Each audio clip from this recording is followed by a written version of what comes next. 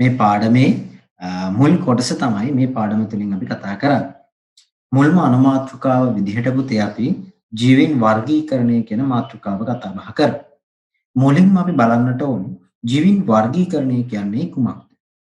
පුතේ ජීවීන් වර්ගීකරණය කියලා කියන්නේ කිසියම් පොදු ගති ලක්ෂණ කිහිපයක් හෝ රාශියක් මත පදනම් වෙලා ජීවීන් කාණ්ඩ වලට වෙන් කිරීමට අපිට කියන්න පුළුවන් ජීවීන් වර්ගීකරණය කියලා. මෙන්න මේ විදිහට ජීවීන් වර්ගීකරණය කිරීමෙන් වැදගත්කම් කිහිපයක් අපි කතා කරන්න සූදානම් වෙන්නේ. මුල්ම වැදගත්කම තමයි පුතේ ජීවීන් පිළිබඳව පහසුවෙන් අධ්‍යයනය කළ හැකි වීම. වර්ගීකරණයක් තියෙනකොට ජීවීන් පහසුවෙන් අධ්‍යයනය කරන්නට අපිට හැකියාව තියෙනවා.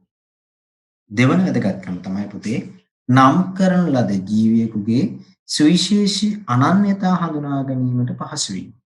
ඒ කියන්නේ පුතේ කිසියම් ජීවියෙක් නම් කරලා මෙන්න මේ ජීවියාගේ තියෙන සුවිශේෂී ලක්ෂණ එයා ගාව තියෙන අනන්‍ය වෙච්ච එයාගේ සුවිශේෂී ලක්ෂණ අපිට හඳුනා ගන්න පහසු වෙනවා.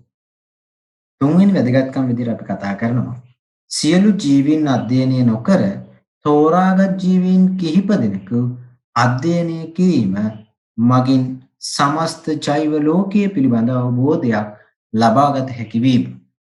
ඒ කියන්නේ පුතේ අපි දන්නවා මේ සමස්ත ජෛව ගෝලයේ විශාල ජෛව විවිධත්වයක් පවතිනවා. ඒ කියන්නේ ජීවීන් විශාල ප්‍රමාණයක් ජීවත් වෙනවා. ඒත් අපිට මේ එක් එක් ජීවියා පිළිබඳව අධ්‍යයනය කරන්න ඉතාම අපහසුයි. ඒකට මෙන්න මේ වර්ගීකරණයක් පැවතීම තුළින් ජීවීන් කිහිප දෙනෙක් අරගෙන අපි අධ්‍යයනය කිරීම තුළින් සමස්ත ජෛව ගෝලය පිළිබඳවම කිසියම් හෝ අවබෝධයක් ලබා ගැනීමේ හැකියාවක් පවතිනවා. වෙනස් ජීවීන් කාණ්ඩ අතර පවතින සබඳතාවයන් අනාවරණය කරගත හැකි වීම. එන පුතේ ජෛව ගෝලයේ ඉන්න ජීවීන් අතර පවතින අන්තර් සබඳතාවයන් හඳුනා ගන්නට අපිට වෙන මේ වර්ගීකරණය වැදගත් වෙනවා. ඒ වගේම මිනිසාට ආර්ථිකමය වැදගත්කමක් ඇති ජීවීන් හඳුනා ගැනීමට උපකාරී වෙනවා. ඒ කියන්නේ පුතේ මිනිසෙක්ට සෑම ජීවියෙක්ම ආර්ථික වශයෙන් වැදගත් වෙන්නේ නැහැනේ. මිනිසාගේ ආර්ථිකම වශයෙන් කියලා කියන පුතේ කිසියම් මුදලක් උපයා ගන්න, ලාභයක් ලබා ගන්න පුළුවන් අන්න ඒ විදිහේ ජීවීන් හඳුනා ගැනීමේ හැකියාව තියෙනවා වර්ගීකරණයක් තුලින්.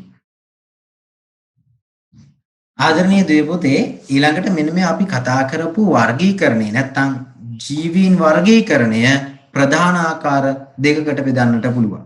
එකක් කෘත්‍රිම වර්ගීකරණය, අනෙක පුතේ ස්වභාවික වර්ගීකරණය. මෙන්න මේ කෘත්‍රිම වර්ගීකරණය සහ ස්වභාවික වර්ගීකරණය කියන වචන දෙක ඇතුළෙම ඔබට කිසියම් අවබෝධයක් ලබා ගැනීමට හැකියාවක් පවතිනවා. පුතේ මෙන්න මේ කෘත්‍රිම වර්ගීකරණය ඉදිරිපත් කළේ මෙන්න මේ රූප සටහනේ සිටින ඇරිස්ටෝටල් කියන විද්‍යාඥයා විසින්. මෙන්න මේ කෘත්‍රිම වර්ගීකරණයේදී පුතේ ජීවීන් පරිණාමික බන්ධුතා නිරූපණය කිරීමක් වෙන්නේ නැහැ. ඒ වගේම මෙන්න මේ කෘත්‍රිම වර්ගීකරණයේ පුතේ ඒ ජීවීන්ගේ උපාංග පිහිටීම නොපිහිටීම ඔවුන්ගේ වාසස්ථාන වෙන දේවල් සලකලා බලලා තමයි වර්ගීකරණය සිදු කරන්නේ. අපි ඊළඟට බලමු ස්වභාවික වර්ගීකරණය. පුතේ මෙන්න මේ ස්වභාවික වර්ගීකරණය කැරෝලියස් ලිනියස් කියන විද්‍යාඥයා විසින් තමයි ඉදිරිපත් කිරීම සිදු කළේ. මෙන්න මේ වර්ගීකරණයේ විශේෂත්වය තමයි පුතේ පරිණාමික බන්ධුතාවයන් මෙන්න මේ ස්වභාවික වර්ගීකරණය තුළින් පිළිඹු වෙනවා. මෙන්න මේ විද්‍යාත්මක, සෛල විද්‍යාත්මක අණුක ජීව විද්‍යාත්මක ලක්ෂණ පිළිබඳව සලකලා බලලා තමයි මෙන්න මේ වර්ගීකරණය සිදු කරන්නේ. ආදරණීය දුවේ ඊළඟට අපි බලන්න සූදානම් වෙන්නේ කෘත්‍රිම වර්ගීකරණය සිදු කරන අවස්ථා සහ ස්වභාවික වර්ගීකරණය සිදු කරන අවස්ථා. මුලින්ම පුතේ අපිට උදාහරණයක් විදිහට ශාක, විසිතුරු ශාක, ඖෂධීය ශාක, විෂ සහිත ශාක විදිහට වර්ගීකරණය කරන්න පුළුවන්. මේ කෘත්‍රිම වර්ගීකරණයේ යටතේදී. ඒ වගේම සතුන්, පියාපත් සහිත සතුන්, පියාපත් රහිත, ඒ විදිහටම වරල් සහිත, වරල් රහිත. මෙන්න මේ විදිහට අපිට කෘත්‍රිම වර්ගීකරණය යටතේදී වර්ගීකරණය කරන්නට හැකියාව පවතිනවා.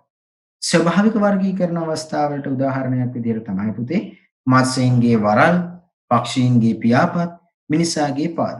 මෙන්න මේ වගේ අවස්ථාවන් ස්වභාවික වර්ගීකරණය යටතේ සාකච්ඡා කරන්නට පුළුවන්. ඊළඟට මේ ස්වභාවික වර්ගීකරණය පිළිබඳව අපි සවිස්තරාත්මක විස්තරයක් කතා බහ කරන්න තමයි මේ සූදානම් වෙන්නේ. මෙන්න මේ ස්වභාවික වර්ගීකරණය ගැන කතා කරනකොට පුතේ අපේ විද්‍යාඥයෝ දෙදෙනෙක් ඉතාම වැදගත් වෙනවා. පළමු විද්‍යාඥයා තමයි පුතේ කාල් වූස්. මේ කාල් වූස් කියන විද්‍යාඥයා පුතේ අධිරාජධානි තුනක් පිළිබඳව හඳුන්වා දීමක් සිදු කළා. ඒකෙන් පළවෙනි අධිරාජධානිය ඉයුකැරියා අධිරාජධානිය, ඒ වගේම බැක්ටීරියා අධිරාජධානිය සහ ආකියා අධිරාජධානිය කියලා අධිරාජධානි තුනේ වර්ගීකරණයක් ඉදිරිපත් කළා. ඒ වගේම මේ ස්වභාවික වර්ගීකරණයේ වැදගත් වන විද්‍යාඥයෙක් තමයි පුතේ රොබර්ට් විටේකර්. මෙන්න මේ රොබර්ට් විටේකර් රාජධානි පහේ වර්ගීකරණයක් ඉදිරිපත් කළා. පුතේ ඒකෙදී ඇනිමාලියා රාජධානිය, ප්ලාන්ටේ රාජධානිය, ෆංගී රාජධානිය, ප්‍රොටිස්ටා රාජධානිය, මොනේරා රාජධානිය කියලා රාජධානි පහක වර්ගීකරණයක් ඉදිරිපත් කරනු ලැබුණා. අපි මේ පාඩම ඉදිරියේදී කතා බහ කරන්න පුතේ මෙන්න මේ අධිරාජධානි සහ රාජධානි පිළිබඳ සවිස්තරාත්මකව තමයි ඉදිරියේ අපි මේ පාඩමේ සාකච්ඡා කරන්නේ. හරි පුතේ. අපි දැන් කතා කරන්න සූදානම් වෙන්නේ ප්‍රෝකැරියෝටික් හෙවත් ප්‍රාග්න්‍යෂ්ටික ජීවීන්. පුතේ ප්‍රාග්න්‍යෂ්ටික ජීවීන් කියලා කියන්නේ සංවිධානීය වූ න්‍යෂ්ටියක් නොමැති සෛල වලින් සමන්විත ජීවීන් තමයි අපි ප්‍රාග්න්‍යෂ්ටික ජීවීන් කියලා කියන්නේ. ඒ කියන්නේ පුතේ මෙන්න මේ ජීවියාගේ න්‍යෂ්ටිය කිසියම් හෝ සංවිධානාත්මක බවක් පවතින්නේ නැහැ. ඒ කියන්නේ පුතේ මෙන්න මේ න්‍යෂ්ටිය නැති වුණත් පුතේ මෙන්න මේ ජීවීන් තුල DNA, RNA වගේ න්‍යෂ්ටික ද්‍රව්‍ය සෛලප්ලාස්මයේ පුරා විහිදලා තියෙනවා. ඒකට සාමාන්‍යයෙන් සංවිධානයේ වූ න්‍යෂ්ටියක් සහිත ජීවියෙක් වුණා නම් ඒ ජීවියාගේ මෙන්න මේ DNA, RNA වැනි න්‍යෂ්ටික ද්‍රව්‍ය පුතේ න්‍යෂ්ටිය තුල තමයි පවතින්නේ.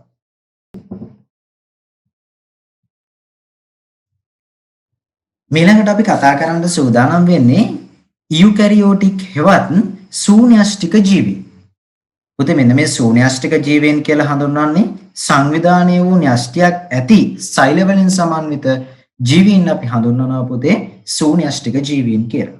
එතකොට මෙන්න මේ ජීවීන්ගේ විශේෂත්වය තමයි පුතේ සංවිධානයේ වූ න්‍යෂ්ටිය තුල තමයි මේ DNA සහ RNA වැනි න්‍යෂ්ටික ද්‍රව්‍ය පිහිටන්නේ.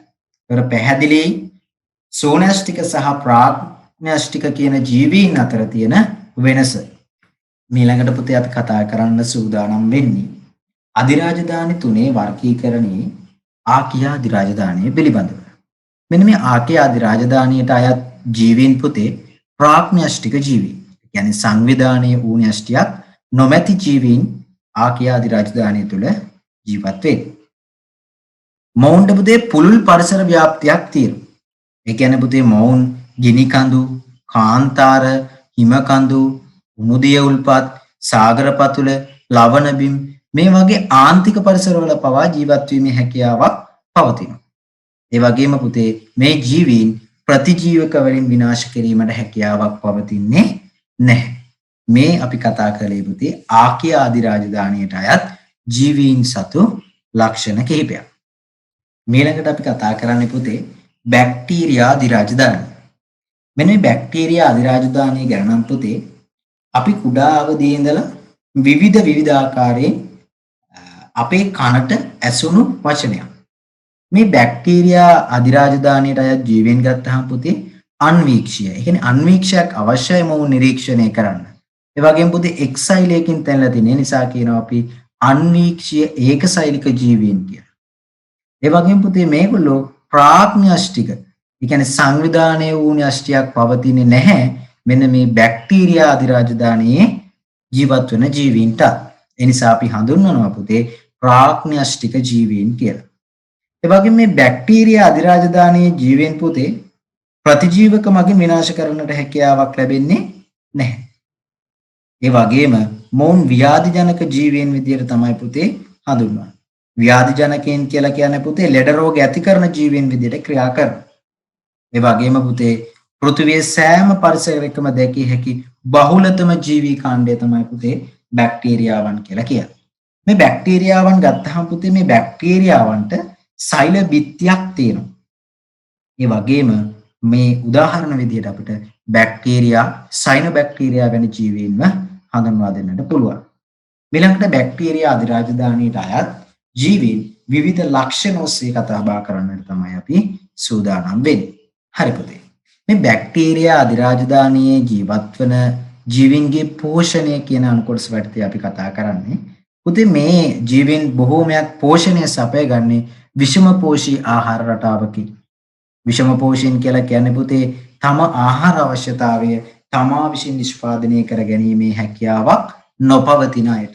ඒ විදිහේ හැකියාවක් තියෙන අයට කියන්නේ අපි පුතේ සම්පෝෂීන් කියලා.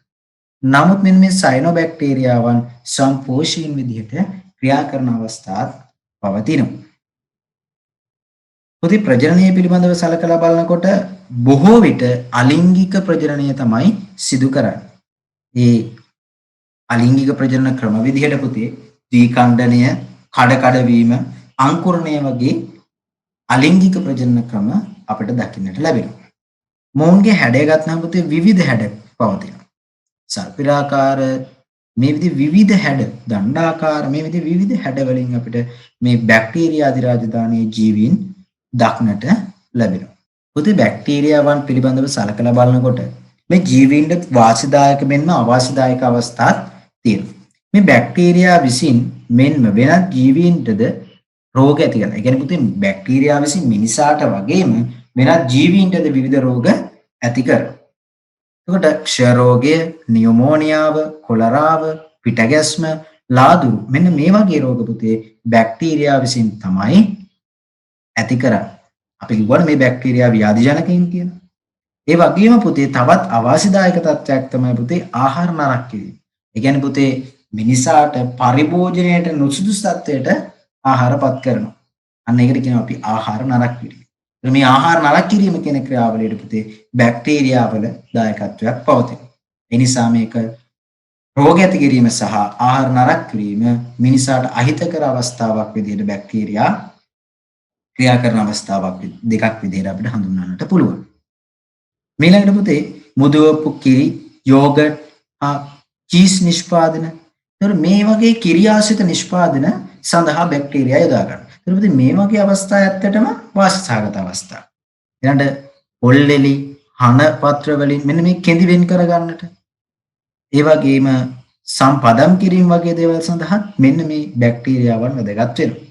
ඒ වගේම පුතේ කාබනික ද්‍රව්‍ය වියෝජනයේට ඥාන තාක්ෂණයේදීත් මෙන්න මේ බැක්ටීරියාවන් උපයෝගී කර ගැනීම අපිට සුලභව දකින්නට ලැබෙනවා. ආදරණීය දුවේ පුතේ අදට අපි මේ පාඩමේ සාකච්ඡාව මුල් කොටස අවසන් කරනවා.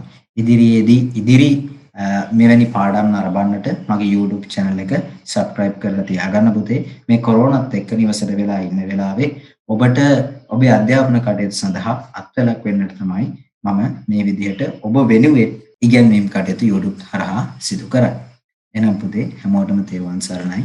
පරිස්සමින් නිවසට වෙලා තමන්ගේ ආරක්ෂාවත් අන් අයගේ ආරක්ෂාවත් ගැන සිතා නිවසට වී සිටින්න කියන මතක් කිරීමක් කරනවා. එනම් ආයුබෝවන්.